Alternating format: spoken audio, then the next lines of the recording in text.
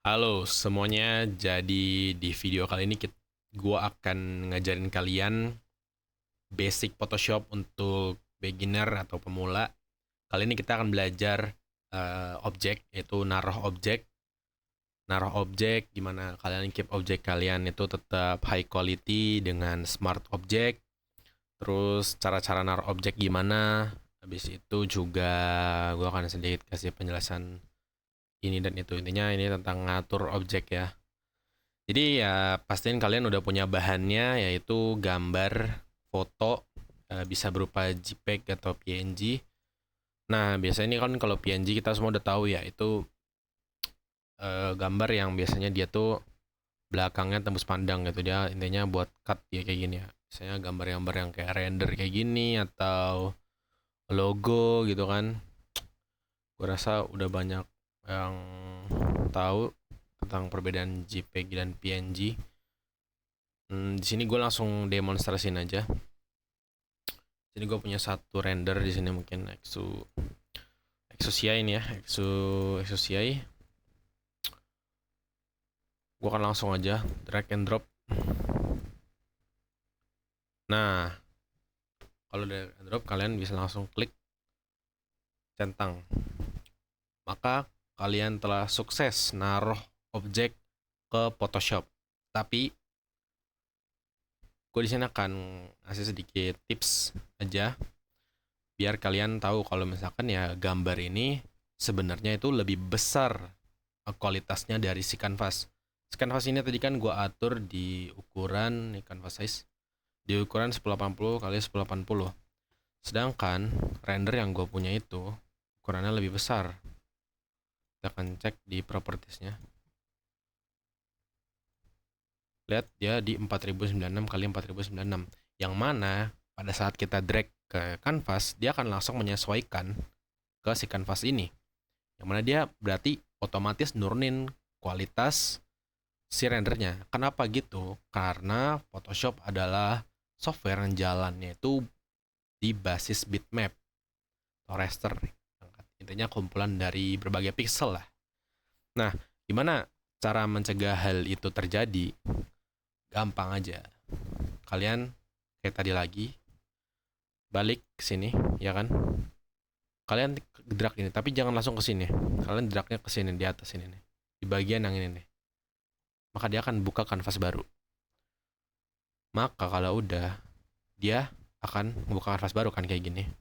Ini dia masih di ukuran aslinya. Coba kalau kalian ini masih tetap kayak gini. Nah, ini lihat, ini masih ke select. Kalian klik, tahan, lalu drag ke sini. Nah, sampai masuk ke yang ini, ke kanvas yang sebelumnya. Lalu kalian arahin, tetap kalian tahan mouse kalian. Tetap kalian tahan ya, jangan dilepas. Kalian arahin ke ini yang baru. Lihat, lihat. Nah, beda kan? Coba kalau gambar yang sebelumnya, yang di bawah ini, kita gedein.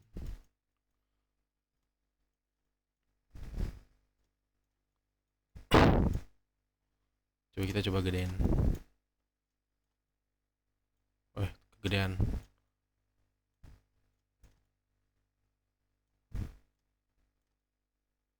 Lalu kita klik tombol komitmen. Ya, seperti yang bisa kalian lihat ya. Lihat, yang ini jadi lebih burik. Sementara yang ini kualitasnya tetap terjaga gitu. Nah, jadi itu salah satu perbedaan ya. Itu mungkin ya sedikit tips kecil aja lah ya. Sedikit tips kecil aja. Kan bisa hapus yang bawah, yang burik tadi. Terus kalian kan kayak, anjir, ini masih gedean nih buat kanvas gua. Tapi kalian juga nggak tahu nih kan ukuran yang pasnya gimana. Nah, untuk itu kalian perlu ngubah ini jadi smart object dulu. Gimana caranya? Kalian tinggal ke sini layarnya aja, kalian klik kanan, lalu ada convert to smart object.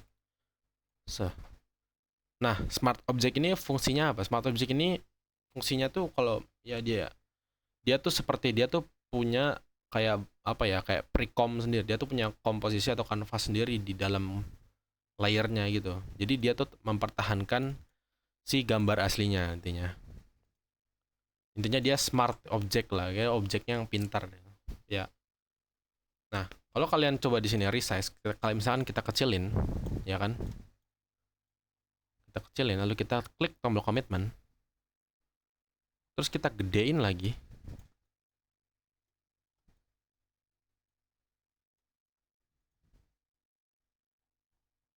maka dia nggak akan burik, coy. Dia tetap di kualitasnya kayak sebelumnya. Itulah gunanya smart object, ya. Dia itulah gunanya smart object, itu ngasih kalian ruang lebih untuk custom objek kalian, apapun itu ya, text, shape, render, foto, apapun itu intinya lah, itu memberikan kalian extra space untuk lebih bisa berkreasi dengan apa yang sedang kalian kerjakan, ya, ada objek tertentu. Nih, kalau kalian klik 2 kali di sini, kalian akan pergi ke kanvas baru, yang mana itu adalah kanvasnya si layer ini. Jadi dia tuh sebenarnya punya kanvas sendiri dalam ini. Nah, lihat dia ada layer baru nih, layer 1.psp. Dia ada buka dokumen baru. Nah, layer ini tuh sebenarnya kalian bisa modif, yang dimana kalau kalian modif ini nanti yang di sini ikut berubah juga. Gimana caranya? Misalkan kalian di sini kayak coret nih, pakai apa, brush putih. Tuh, wah. Terus kalian balik lagi kan, kalian tadi, aduh, oh nggak berubah.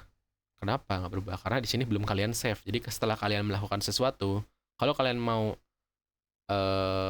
merubahnya di layer yang ini, di dokumen yang ini ya, mana dokumen utamanya, kalian harus tekan save dulu. Ini nih, save. Kalau nggak ya control save aja, control S di keyboard.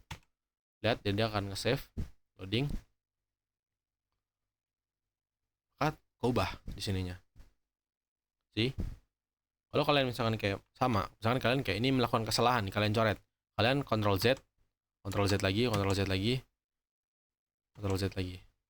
Sudah bersih kan?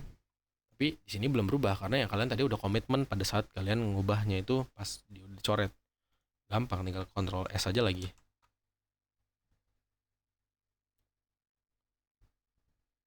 Tuh. Nah, udah deh, gitu doang. Terus gimana cara kita ngegandain si objek apa, smart object ini? Kalau kalian misalkan pakai duplikat, kayak Ctrl J misalkan ya, jadi 2 dia. Sebenarnya dia ini masih satu file yang sama. Kalau kalian misalkan kita close dulu ya. Kita misalkan buka yang ini layer 1. Kita akan ditarik ke dokumen yang ini kan. Kalau kita yang buka atasnya, kita akan sama, kita akan ketarik ke sini lagi. Karena kalian cuma ngeduplikatnya cara biasa gitu, bukan yang duplikat sesungguhnya si smart objectnya. Sebenarnya kalian cuma ngeduplikat secara jumlah doang, nggak real gitu. Gimana cara ngeduplikatnya biar dia tuh jadi ada di ruang yang berbeda? Kalian klik ke sini, arahin ke sini, klik kanan, habis itu new smart object via copy. Maka pada saat kalian buka yang ini, terus kalian balik lagi, kalian buka yang atasnya, dia akan berbeda. Dia akan ada di separate layer, separate dokumen, sorry. Dia akan ada di dokumen yang berbeda, begitu. Oke.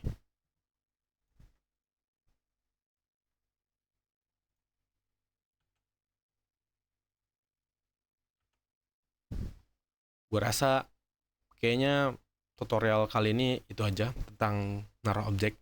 Berikutnya gue akan balik lagi dengan tutorial yang lain. Thank you.